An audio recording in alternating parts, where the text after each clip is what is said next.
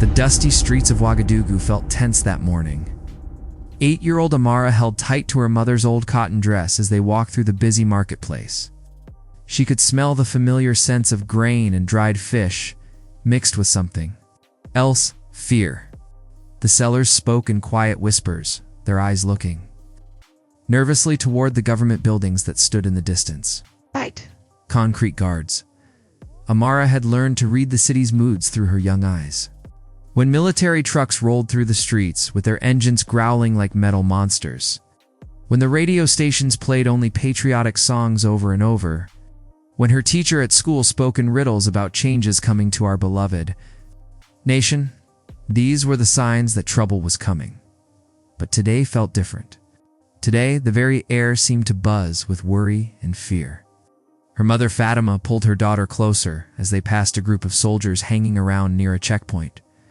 Their automatic rifles caught the harsh desert sun, sending brief flashes of light across the market stalls. Amara noticed how the soldiers' eyes followed every person walking by, how their fingers rested casually but ready on their weapons. She had seen enough military takeovers in her short life to recognize the signs of a government preparing to strike. The rumors had been going around for weeks among the women at the community well, where Fatima got water each morning.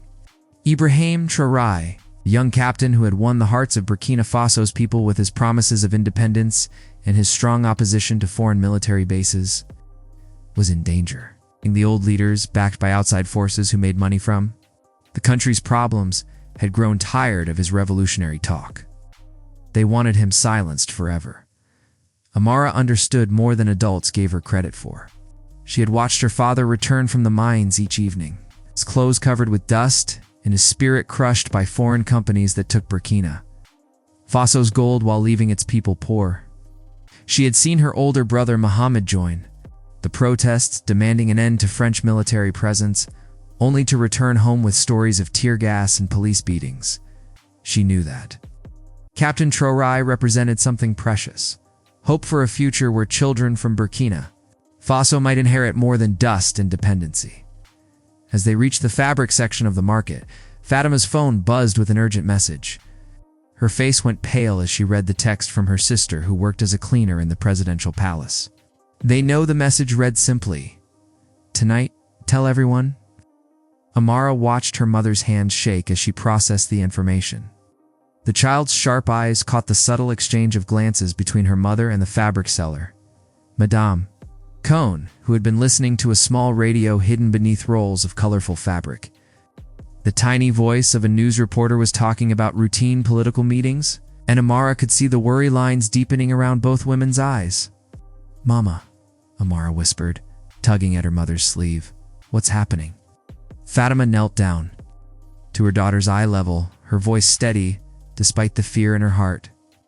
"Sometimes, little one, good people face danger because they stand up for what's right. Captain Traoré is such a person." The marketplace around them continued its daily rhythm. Children chasing chickens between the stalls, merchants arguing over prices, the constant hum of motorcycles weaving through the crowd. But beneath this normalcy, Amara sensed an undercurrent of urgency. She watched as Madame Cohn quietly made phone calls while pretending to arrange her goods. She noticed how certain vendors packed up their things earlier than usual, how mothers pulled their children closer. That evening, as the family gathered for their simple meal of rice and sauce, Amara's father spoke in low tones with Mohammed about what they had heard. The military had been moving equipment under cover of darkness. Foreign advisors had been spotted entering government buildings through back entrances. Phone networks had experienced mysterious outages in certain neighborhoods. "You want to return us to the old ways," her father said, his rough hands gripping his bowl tightly. "To keep us dependent on masters who live across the ocean, while our children go hungry beside mines full of gold?" Mohammed's jaw tightened. "Captain Traoré won't let them. He's different from the others." "That's exactly why they fear him," their father replied. "A leader who cannot be bought is a dangerous thing to those who profit from corruption." As night fell over Ouagadougou, Amara lay on her mat, listening to the sounds of the city. The usual evening chorus of conversations from neighboring compounds was muted tonight. Instead, she heard the distant rumble of vehicles moving through darkened streets. The static burst of radio communications, the nervous laughter of people, trying to convince themselves that everything was normal. But Amara knew better. In her young heart, she felt the weight of history pressing down on her nation. Tomorrow would bring either liberation or a return to the shadows of foreign domination. And somewhere in the city, Captain Ibrahim Traoré was preparing for the fight of his life. Unaware that a child's determination would soon determine his fate, dawn broke with an unusual silence over Ouagadougou. The roosters still crowed, but their calls seemed muffled by the heavy atmosphere of a city holding its breath. Mara woke to find her mother already dressed and speaking in urgent whispers with her Aunt Aisha, who had arrived before sunrise with news that made both women's faces grave. "The compound is surrounded," Aisha whispered, her voice barely audible above the morning prayers echoing from distant mosques. "My contact in the Presidential Guard says they're waiting for the order.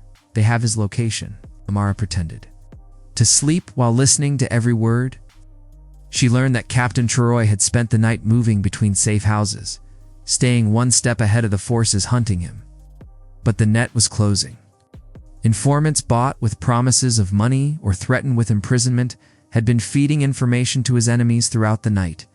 As her mother prepared breakfast, Amara watched through the small window of their compound. The street that was usually busy with children heading to school and women carrying water baskets was eerily quiet.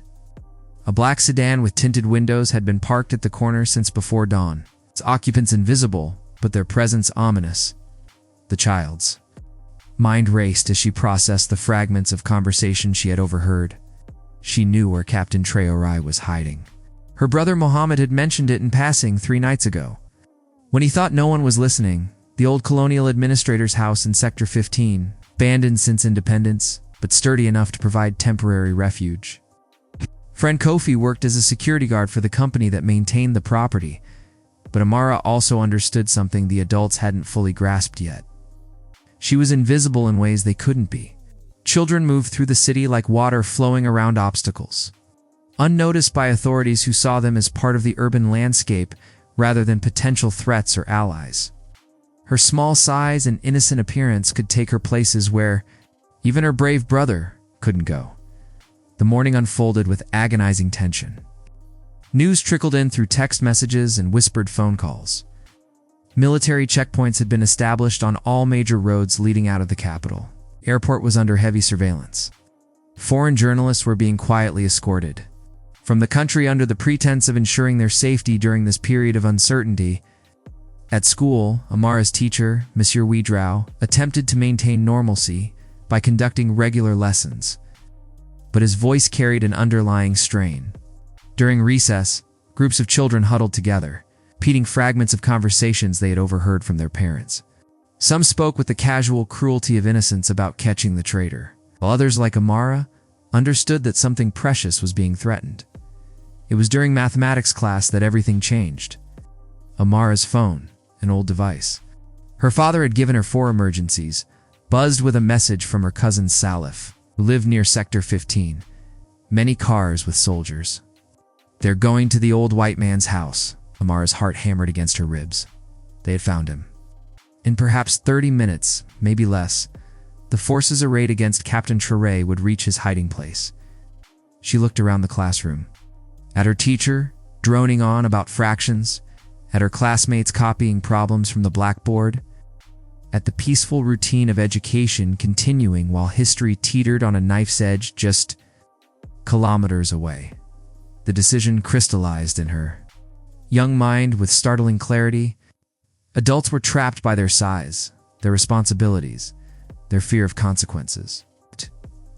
But she was just a child, apparently harmless, capable of moving through the city's arteries like blood through veins. If she ran, really ran, she could reach Sector 15 before the soldiers completed their methodical approach. She could warn Captain Traoré, give him precious minutes to escape. But the risks were enormous. If caught, she could be arrested, interrogated, or worse. Her family would face terrible consequences for her actions. The authorities might not show mercy simply because of her age. Political conflicts had a way of consuming innocence, along with combatants. Yet, as Amara weighed these considerations, she thought of her father's exhausted face each evening, of her brother's passionate speeches about freedom, of her mother's quiet tears when she thought no one was watching. She thought of what Captain Traoré represented, the possibility that her generation might inherit a nation that belonged to its people rather than to foreign powers and their local collaborators.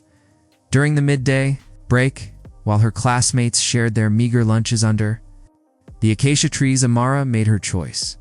She waited until the teachers were distracted, then slipped away from the school grounds with the fluid grace of a child who had spent years navigating the city's streets. The guard at the school gate barely glanced at her, just another student. Running an errand for a teacher or rushing home for lunch. The sun blazed overhead as Amara began her desperate race across Ouagadougou. She knew the city's rhythms, its shortcuts and hidden paths, through market alleys where vendors wouldn't look twice at a running child, over walls that adults couldn't scale, through construction sites where her small frame could squeeze between barriers that would stop larger pursuers. As she ran, Amara carried with her the hopes of everyone who believed in the dream of true independence, the weight of a moment that could reshape her nation's destiny, and the terrible knowledge that she might be the only person in Burkina Faso who could reach Captain Traoré in time to save him from the trap closing around him with methodical precision. The streets of Ouagadougou blurred past Amara as she ran with a desperation that burned in her chest. Her school sandals slapped against the sun-baked asphalt, and sweat streamed down her face, but she didn't slow down. Every second counted now. Behind her, the normal rhythm of the city continued. Vendors calling their wares, motorcycles weaving through traffic, children playing football in dusty lots. But Amara moved through this everyday scene like a ghost, carrying a terrible secret. She cut through the Grand Marche where the maze of stalls provided cover for many watchful eyes. "Madame." Cone spotted her rushing past and called out, but Amara couldn't stop to explain. The fabric seller's concerned voice joined the noise of the marketplace. But the child was already disappearing into the maze of alleyways that connected the commercial district to the residential areas. Her lungs burned as she scaled a low wall, separating two compounds, dropping into a courtyard where an elderly man sat shelling peanuts under a baobab tree. He looked up in surprise at the small intruder, but before he could speak, Amara was already climbing the opposite wall, her determination overriding any social conventions about trespassing. The city's geography unfolded in her mind like a mental map built from years of exploration. She knew which streets had military checkpoints, which routes the soldiers would take, where she could move fastest without attracting attention. Her child's understanding of Ouagadougou, built from games of hide-and-seek, errands for her mother, and countless hours wandering while adults conducted their mysterious business, now became her greatest advantage. As she ran, fragments of radio broadcasts drifted from open doorways and market stalls. The official news spoke of routine military exercises, but Amara caught the coded language beneath the bland announcements. When they mentioned security operations in various sectors of the capital, she knew they were closing in on their target. When they announced temporary traffic restrictions for public safety, she understood that the escape routes were being sealed. The sun climbed higher, turning the streets into furnaces. Amara's cotton school uniform clung to her small frame, soaked with perspiration. Her throat felt like sandpaper, but she didn't dare stop for water. Every minute of delay brought the soldiers closer to the abandoned colonial house, where Captain Traoré waited. Unaware of the net tightening around him, she encountered her first real obstacle at the checkpoint on Avenue Kwame Nkrumah. Two soldiers, in full gear, stood beside a military truck, checking identification papers and questioning anyone who looked suspicious. Amara crouched behind a pile of construction materials, studying their positions. Adults would have to present papers, answer questions, possibly face detention if the soldiers felt suspicious. But children, the calculated innocents. Amara approached the checkpoint, carrying a plastic water bottle she had found in the street. She adopted the purposeful walk of a child running an errand, humming a popular song under her breath. The soldiers barely glanced at her as she passed between them, just another local child in a city full of young faces. "Hey, petite," one of them called out casually. "Where are you going in such a hurry?" Mara turned with practiced innocence, pointing vaguely toward the residential district ahead. "My grandmother sent me to buy medicine for her cough," she replied in the soft, respectful tone that adults expected from children. "She's very sick." The soldier nodded dismissively and returned to examining a motorist's papers. Amara continued her journey, her heart pounding from the close encounter, but her confidence growing. She had passed the first test. Her youth and apparent harmlessness were indeed her camouflage. The landscape began to change as she moved towards Sector 15. The buildings became more spread out, larger compounds surrounded by high walls topped with broken glass or razor wire. This had once been the colonial administrative district, where French officials had lived in splendid isolation from the African city they governed. Now it housed government offices, foreign embassies, and the abandoned residences of a bygone era. Amara's mental countdown continued as she ran. The soldiers had probably left their staging area by now. Their vehicles would be moving through the city in a coordinated pattern, sealing off escape routes while the assault team approached the target building. She estimated she had perhaps 15 minutes before they reached the house, maybe less if they encountered no traffic delays. Her side ached with a sharp stitch, and her legs trembled with exhaustion, but Amara pushed harder. She thought of her brother Muhammad's passionate words about dignity and sovereignty, of her father's bitter observations about foreign exploitation, of her mother's quiet pride when Captain Traoré spoke on the radio about putting Burkina Faso's people first. The abandoned colonial house came into view as she rounded a corner lined with flame trees. It sat behind a high wall that had once been painted white, but now showed the stains and cracks of decades of neglect. The iron gates hung slightly askew on their hinges, and vegetation had grown wild in what had once been manicured gardens. But Mara's relief at reaching her destination was immediately tempered by a chilling sight. 3 black sedans parked strategically around the perimeter of the property, their occupants invisible behind tinted windows, but their presence unmistakable. She had not beaten the net. She had arrived just as it was completing its final tightening. Her young mind raced through possibilities. The soldiers in the cars were clearly surveillance teams, reporting the target's location while waiting for the assault force to arrive. Captain Traoré was trapped inside the compound, unaware that his sanctuary had become a killing ground. Perhaps 5 minutes, maybe less. The attack would begin. Amara realized with crystalline clarity that her desperate race across the city had brought her to this moment. She was probably the only person in Burkina Faso who could warn Captain Traoré that his enemies had found him. But reaching him now would require crossing an area under surveillance by professional soldiers, penetrating the defenses of a man who had learned to trust no one, and somehow convincing him that a child's warning was worth acting upon.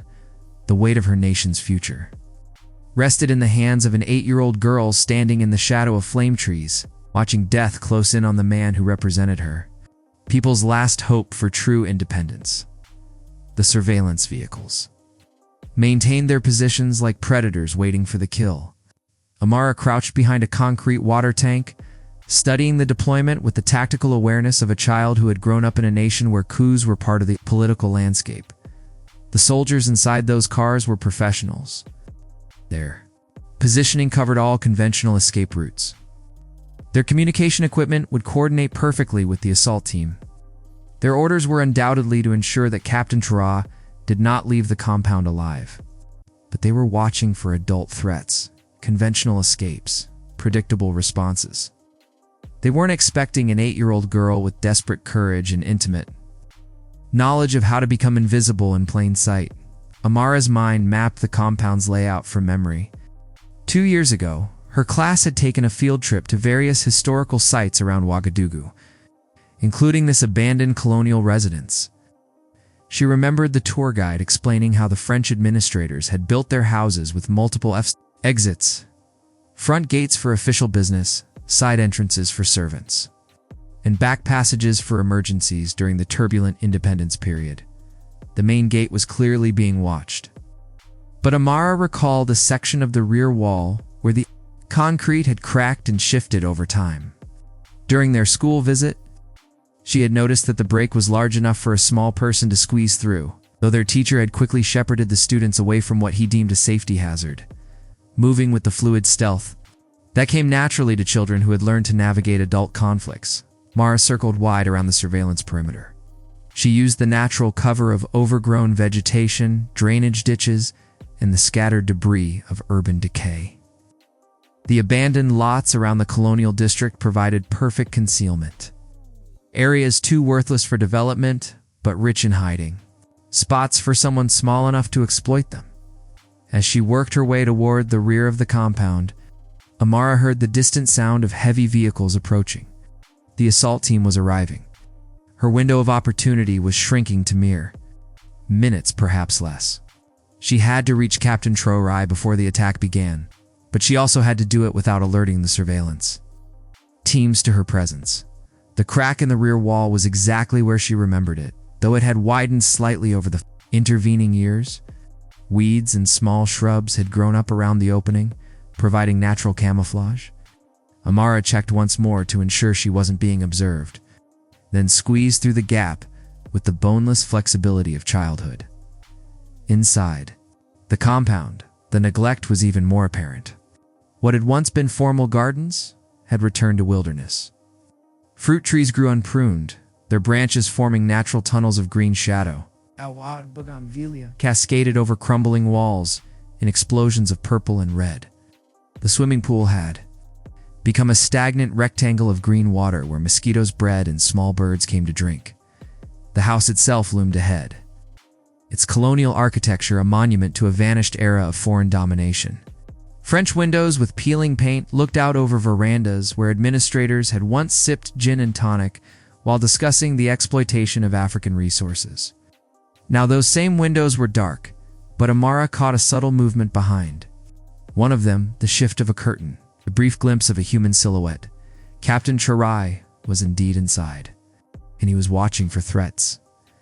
Amara faced her next challenge, approaching a man who had learned to shoot first and ask questions later, a leader whose survival depended on assuming that anyone who approached him was an enemy agent. How could she announce her presence without triggering a defensive response that might kill her instantly? The answer came from her mother's teachings about respect and protocol in Burkinab culture. Children approached authority figures with specific gestures of submission and respect.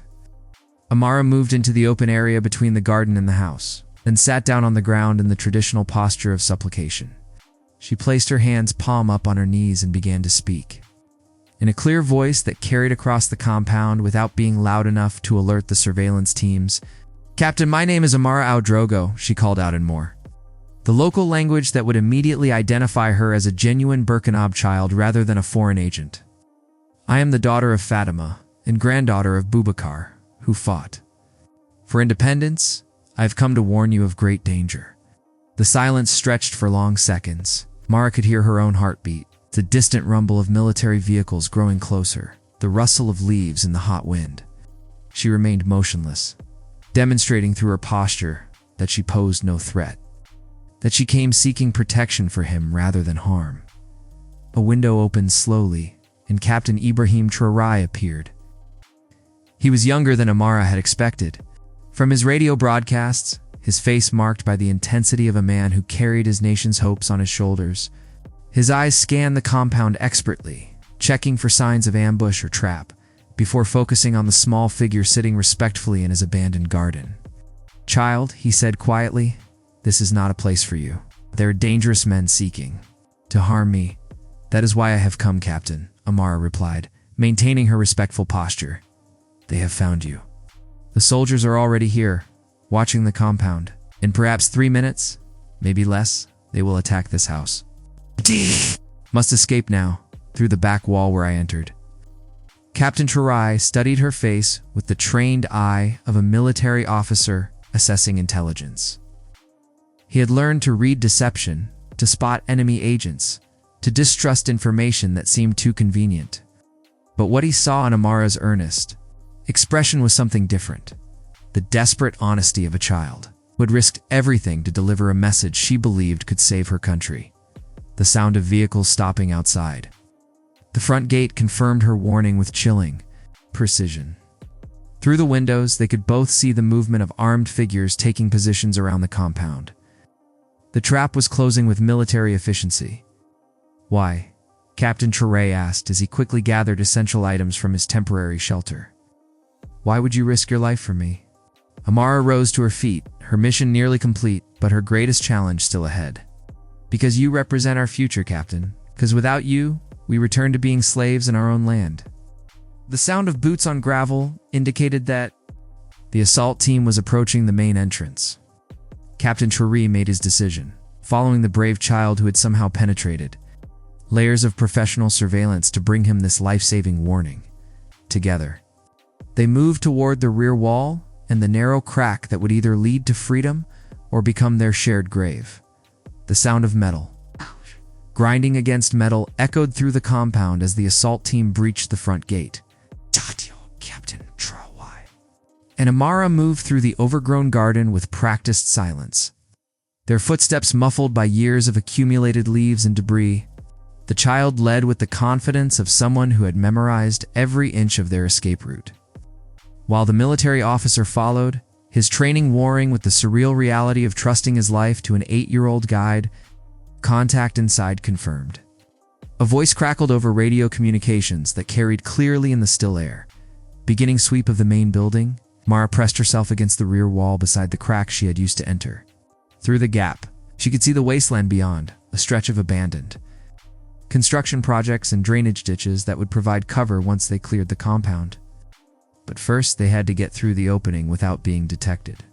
By the surveillance teams positioned around the perimeter, Captain Traoré examined the narrow passage with professional assessment. His adult frame would barely fit through the opening, and the process of squeezing through would leave him vulnerable for precious seconds when he could neither fight nor flee effectively. It was exactly the kind of calculated risk that separated successful military leaders from dead ones. "The Watchers are positioned to observe normal exit points," Amara whispered, her child's voice barely audible above the sounds of boots and shouted orders from inside the house. "But they expect you to move like an adult, using doors and gates. This way is too small for grown men to consider." The logic was sound, even if the execution required a leap of faith that went against every survival instinct Captain Traoré had developed. He handed Amara his sidearm, a gesture that spoke volumes about his assessment of their situation. If they were caught, the weapon would be useless anyway. Her innocent appearance might buy them crucial seconds if they were discovered. "If something happens to me," he said quietly, "you disappear into the city. Find your family. Forget you ever saw me." Mara shook her head with the stubborn determination that had brought her this far. "We leave together, Captain. People did not send me here to watch you die alone." The sound of systematic room-by-room searching grew closer. Furniture crashed as soldiers overturned tables and kicked down doors. Voices called out tactical positions and negative contact reports. The net was tightening with methodical precision. And within minutes, they would discover that their target had vanished. Captain Traoré went through the wall, opening first. His military training allowing him to move with surprising fluidity despite his size. For a moment, he was completely vulnerable, half in and half out of the compound. Unable to defend himself, trusting entirely in the tactical assessment of a child who had never received a day of formal military instruction. Amara followed immediately, her small frame slipping through the gap like water flowing through a crack. On the other side, they found themselves in the urban wasteland she had scouted during her approach. Concrete foundations jutted from the earth like broken teeth, testament to development projects that had died from corruption or lack of funding. Drainage pipes large enough to crawl through created tunnels between different sections of the abandoned area. The surveillance teams will notice the breach within minutes. Captain Traoré whispered as they moved deeper into the wasteland. "They'll coordinate search patterns to track us." But again, Amara's understanding of the city proved invaluable. She led him not toward the obvious escape routes that military tacticians would anticipate, but deeper into the urban maze where only children and the desperately poor ventured through culverts that carried seasonal floodwater. over piles of construction debris that formed natural barriers between the skeletal frames of abandoned buildings where squatters had created temporary shelters. Behind them, he heard the sharp whistle that indicated the assault team had discovered their target's absence. Radio chatter intensified as surveillance teams reported negative visual contact and search patterns expanded outward from the compound. Professional voices maintained calm discipline, but Amara could detect the underlying tension of soldiers who knew they had failed in their primary mission. They emerged from the wasteland into a neighborhood that existed in the margins of official Ouagadougou, a place where informal settlements had grown up around legal housing, where extended families had built additional structures in violation of planning regulations, where the boundaries between public and private space blurred into practical community arrangements. Here, Mara's camouflage became perfect. She was just another child in an area filled with young faces, and Captain Traoré, without his military uniform and official bearing, could pass for any young man seeking work or visiting relatives. The neighborhood's natural suspicion of authority figures provided additional protection, as residents who spotted the systematic search patterns simply melted away from potential contact with government forces. They took shelter in the compound of Amara's great aunt, Mariam, a widow who supplemented her income by selling fried donuts to school children. The elderly woman asked no questions when her grandniece arrived with a young man who needed temporary refuge. It's in the complex social networks of African extended families. Such requests were honored without explanation. From Mariam's compound, they could hear the search expanding through the neighborhood. Helicopters appeared overhead, eroders creating distinctive percussion that sent children running for cover and mothers calling their families inside. Roadblocks materialized on major thoroughfares. The radio announced increased security, measures to protect public safety during ongoing military exercises. They will not give up easily, Captain Traoré observed, as they watched soldiers questioning residents in the distance. Too much depends on eliminating me before I can expose their plans.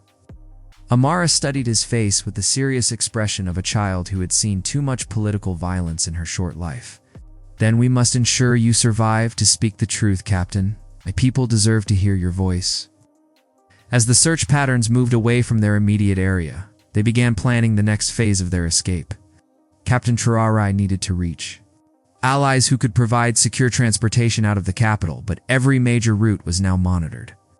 Amara's knowledge of the city's informal networks, the pathways used by market women, the routes taken by herders bringing livestock to urban markets, the seasonal roads that official maps didn't acknowledge, would be essential for navigating through the security cordon.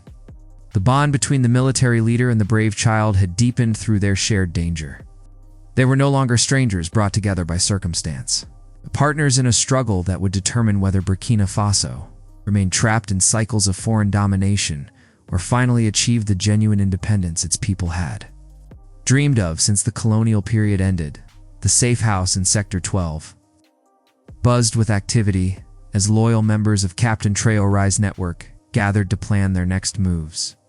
Word of his escape had spread through encrypted channels, bringing together military officers, civil society leaders, and ordinary citizens who shared his vision of true independence for Burkina Faso. But even in this secure location, everyone understood that time was running out. Amara sat quietly in the corner, still processing the magnitude of what she had accomplished.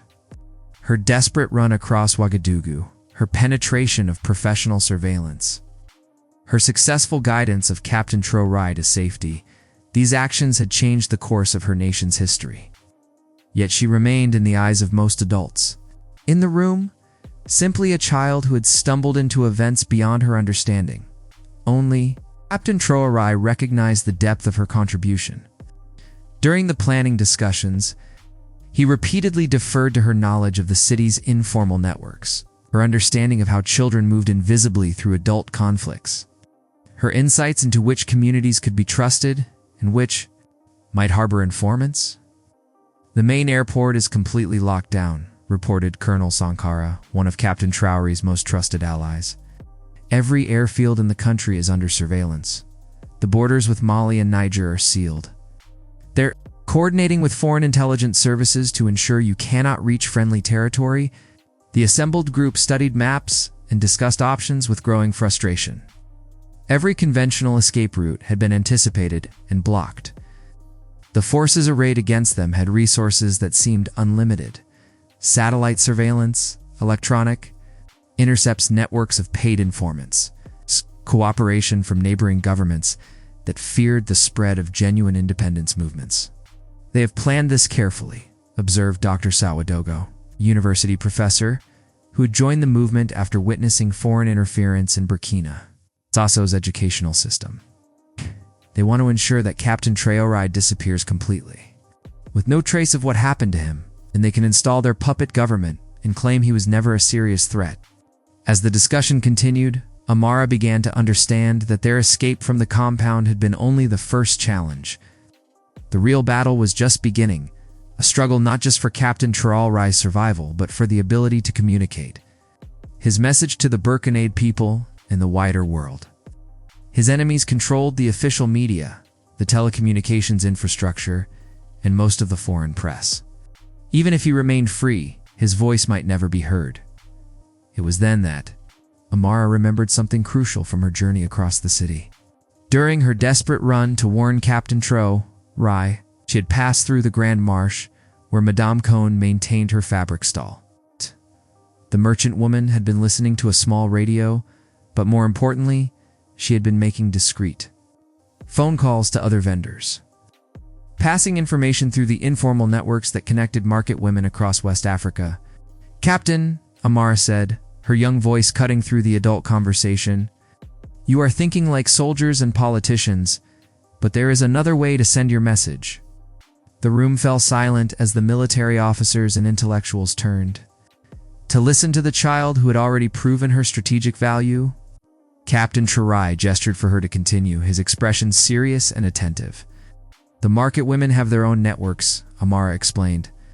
"They communicate with vendors in other countries, share information about prices and politics, coordinate their activities across borders that governments cannot seal. If Madame Cohn and her colleagues decide to spread your message, it will reach every market in West Africa within days." Dr. Sawadogo leaned forward with interest. "The informal economy, of course, they have their own communication systems completely separate from official channels." "More than that," added Colonel Sankara, beginning to see the potential. "Market women are trusted by ordinary people in ways that politicians and military leaders never are. If they vouch for Captain Traoré's message, it carries weight that no government propaganda can counter." Captain Traoré studied Amara with growing appreciation. "You're suggesting we bypass the official media entirely and use grassroots networks to communicate directly with the people." The plan that emerged from their discussion was elegant in its simplicity. Rather than trying to reach international media or broadcasting from official radio stations, they would record Captain Traoré's message and distribute it through the market networks that connected communities across the region. Vendors who traveled between cities would carry copies. Women who sold goods in rural areas would share the recording with farmers and herders. The informal economy that governments often ignored would become the vehicle for genuine political communication. But the plan required returning to the Grand Marché, approaching Madame Cohn, and convincing her to risk her livelihood, and possibly her life, by joining their cause. It was exactly the kind of mission that required someone who could move through the city without attracting official attention, someone who understood the social dynamics of the marketplace, someone the vendors would trust instinctively. "I will go," Amara announced with quiet determination. "Madame Cohn knows me. She will." "Listen." The adults in the room exchanged glances, recognizing both the logic of her proposal and their discomfort with placing such responsibility on a child's shoulders. But Captain Traoré understood what they were all slowly realizing.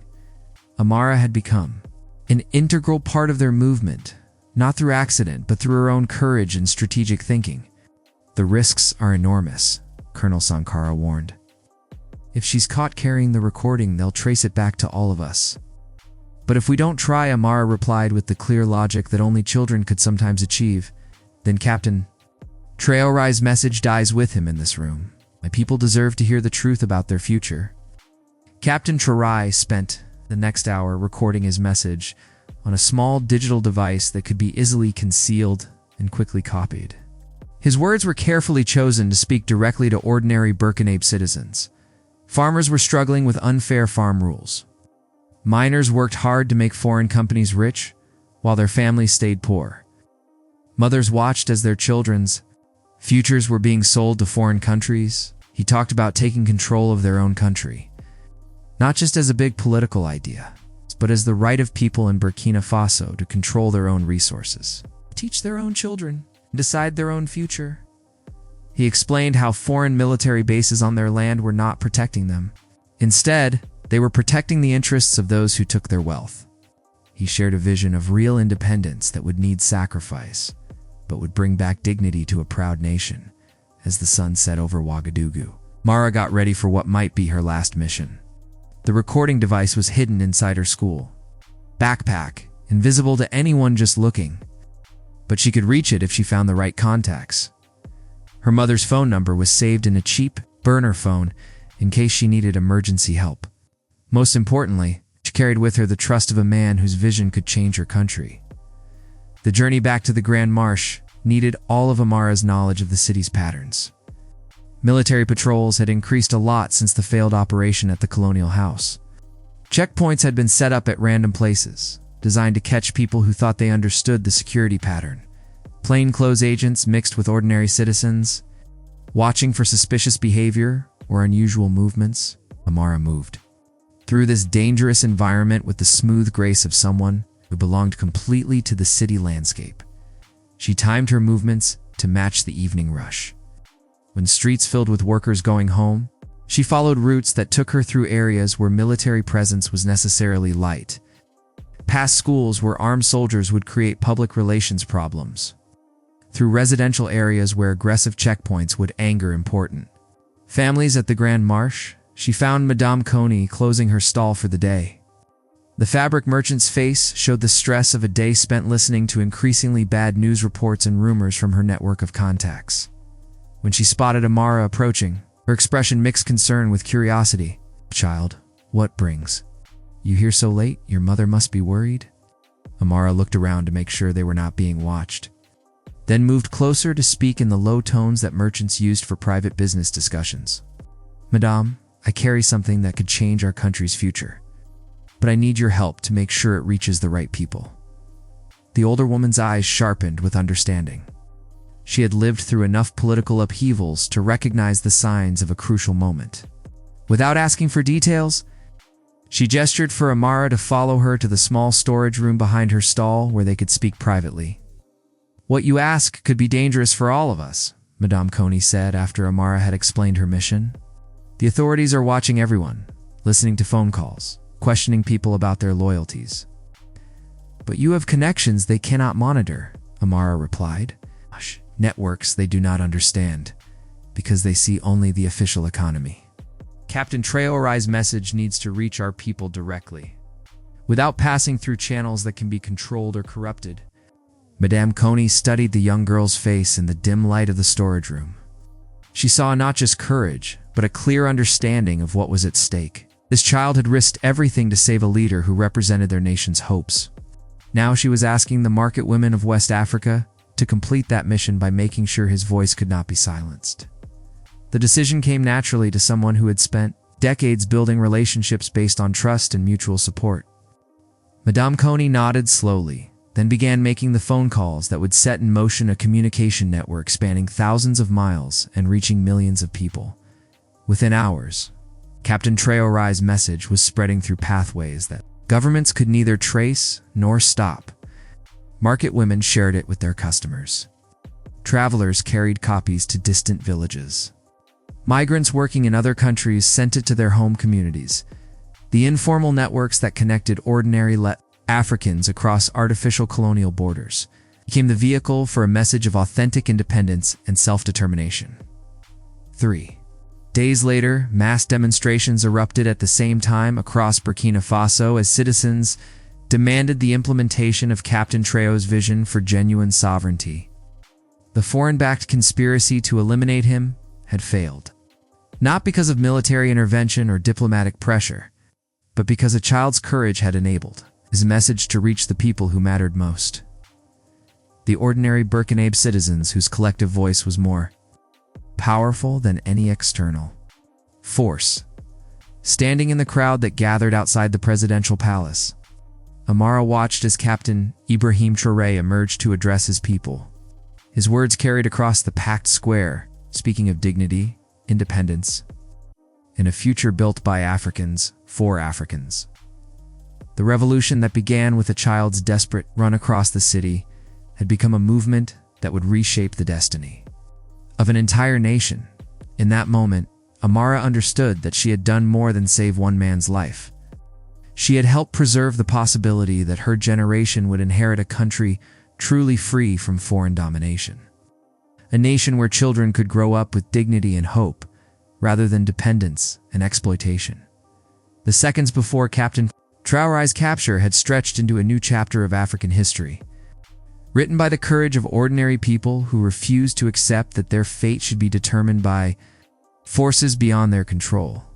As the crowd chanted slogans of independence and self-determination, Mara felt the weight of her 8 years, balanced against the magnitude of what she had accomplished. But she was also a citizen of a nation that was finally beginning to belong to its own people. The future stretched ahead with all its uncertainties and challenges. But for the first time in her young life, it was a future that Burkina Faso would write for itself.